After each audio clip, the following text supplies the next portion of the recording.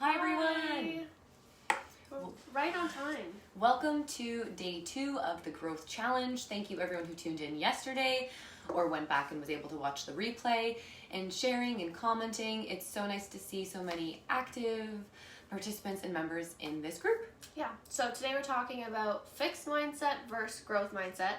And I think this might be one of my favorite days because this is kind of the topic that opened my eyes to in the early days of my personal development. And a lot of this is based on the book Mindset by Carol Dweck, I think her name is. And it really got me thinking about the difference in between being fixed mindset and a growth mindset, and also the different areas of my life and where certain approaches I had a more fixed mindset, how I could develop that, and other areas I was maybe already thinking in a more growth mindset term. So today we'll definitely talk about the difference, and then we'll dig into a little bit of reflection work. Yeah, I actually even think I recall the exact day when Megan called me and was like, I don't know if you were reading something or you found a podcast about it. It just really dove you in a little bit deeper.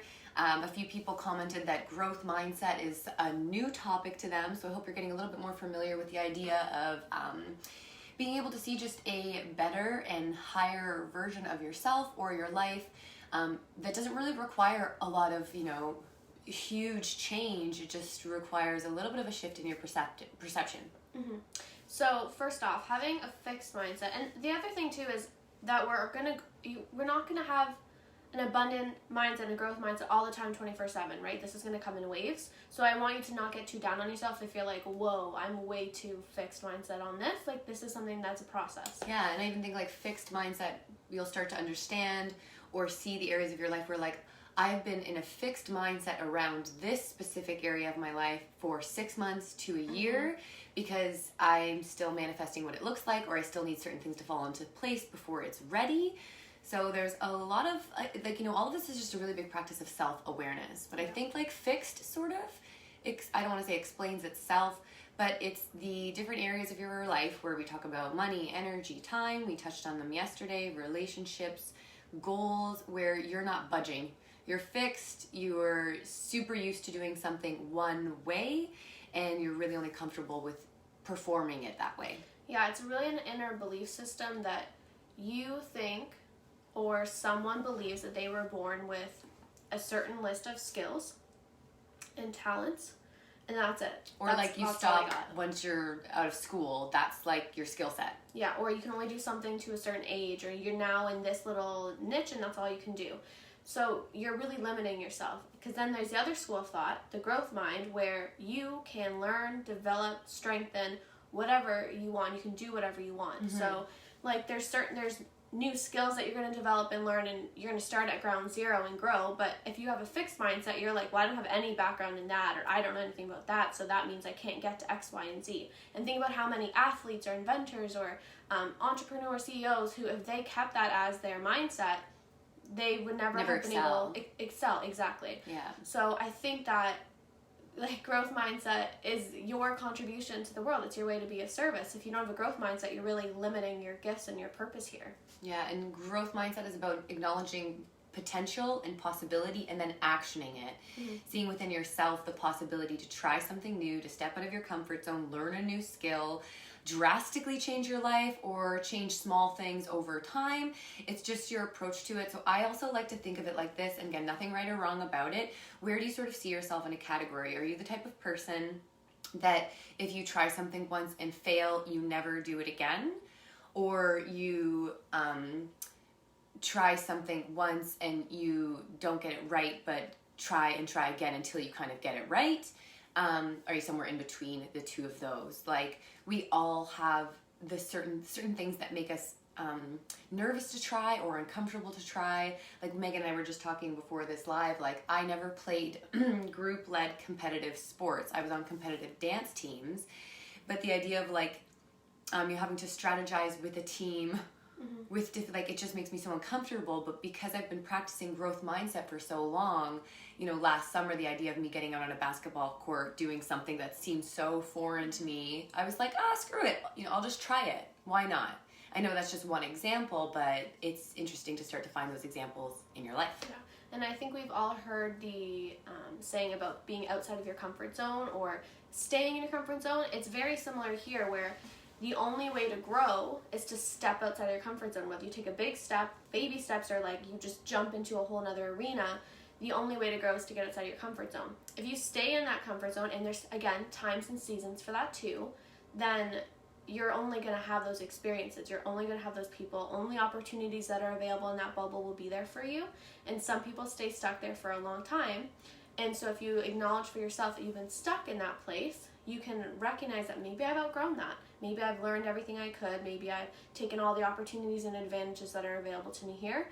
And then you can use all those skills that you've learned to step outside and experience something new and be okay with the discomfort that comes from that.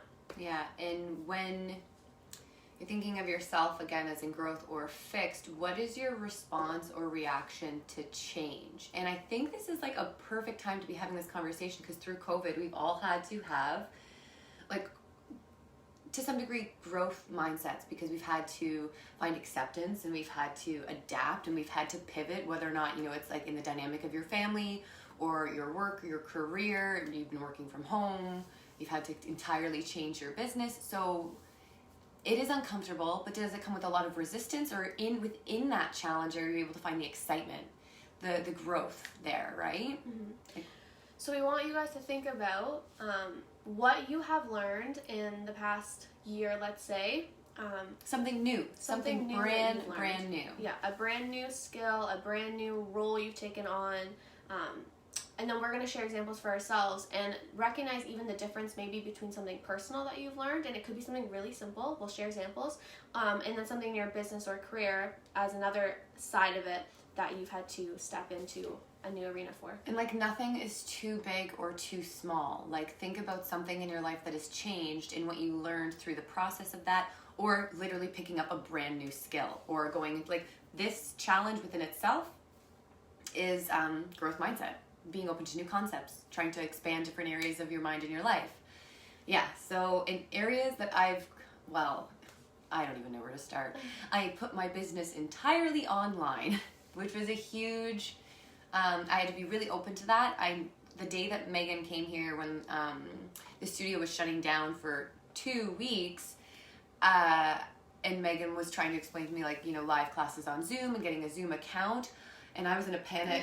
I was like, oh, I can't do this. It's going to be all online, because yoga is such a personal practice. It's so community-based and community-led. I love the energy we create. So entirely pivoting my business online with support and a team, and just being open to where that growth could take me, to now having clients in Vancouver, having clients in the UK, and students practicing with us from Toronto and Barrie. Like, I was open. I wasn't resistant. I just didn't let myself sit in that fixed position, you know, waiting for the world to reopen. I would have been in a really bad place if I did that. So that's like a big pivot for me.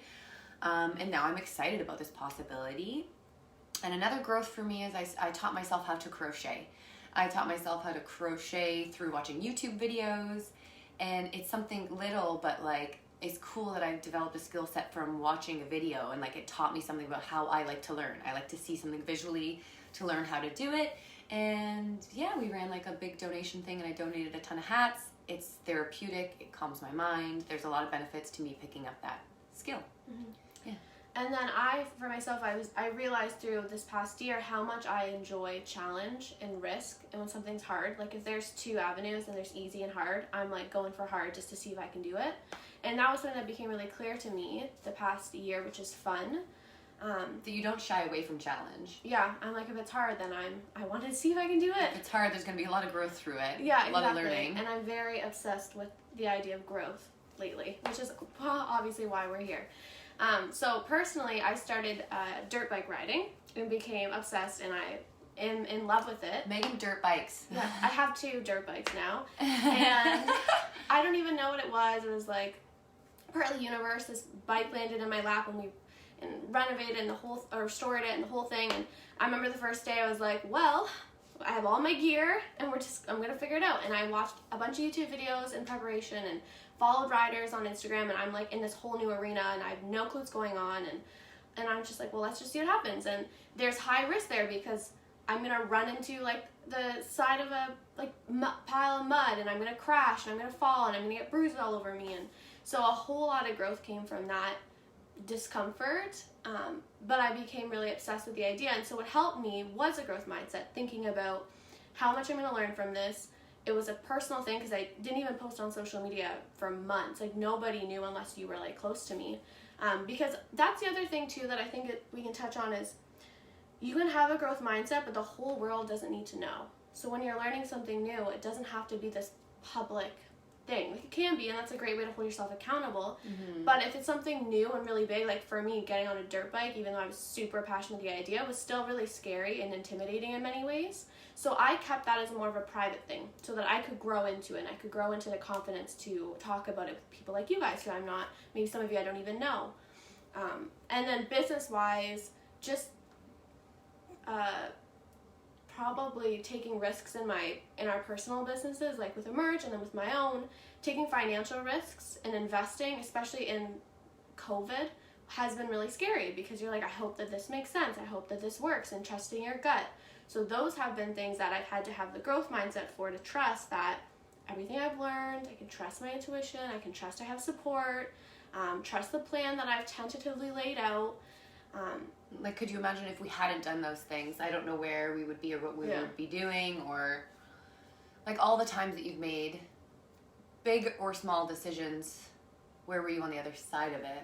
Yeah, and it's always worthwhile. And what opportunity did it open up for you, or what people did it connect you with? And like, I can even imagine, for so many students who are maybe even just new, taking a yoga class for their first time ever, walk into the doors of Infine Feather Yoga and now have created like lifelong friendships. Some of them are on here right now. Yeah. So it's a compound effect where you take like, there's different approaches too. So some of you will be like, I'm an all-in person. I'm going in all the way. I'm balls to the wall. That's me. But other people's approach is going to be really different. This is something we've learned through students and clients, is that some people like baby steps, slowly integrating things into their life, slowly One seeing thing where at a things time. goes. Yes, one thing at a time. And if that's your approach, that's great, and that's totally a clear direction towards a growth mindset. Yeah, it's important for you to know. Yeah, and then makes you... if you're like someone who jumps all the way in, then that's okay too. So there's different ways to navigate this, but really growth mindset is your opportunity to believe in yourself and to see, a realm, an arena of strength that you can bring to the world. Yeah, and it's interesting if you're looking at your life right now being like, okay, what's one skill I learned this year, or what's something I encouraged myself to learn? If you're having a tough time with that, then maybe you're at the beginning of really diving into a growth mindset and saying, I've always wanted to do this. I've always been drawn to this. So what's calling you? What's something that you've kind of been, lean towards, but I'll do it later, or blah, blah, blah. What is the resistance? And maybe pick something up this week, whether it's a book or a documentary. There's so many resources out there. We hope you find some of this Growth and Fixed helpful. Go learn. Yeah, go ahead and share if there's something specifically that you've learned, a new skill. That way we can all encourage each other, and it's kind of fun to see what everyone's learned and been doing. COVID hobbies. Yeah, and we'll also share some additional resources later on in the week about books that have been really helpful for us, and podcasts and people. If the psychological side of all this really fascinates you like it does us, we'll get some resources together for you too. Do your tracker, get outside, build a snowman, or clear your car off. I literally think clearing your car off counts today for getting outside. It's snowing in Hamilton a lot. That's definitely getting outside. My car's going to take me a while. See you tomorrow. Bye, guys.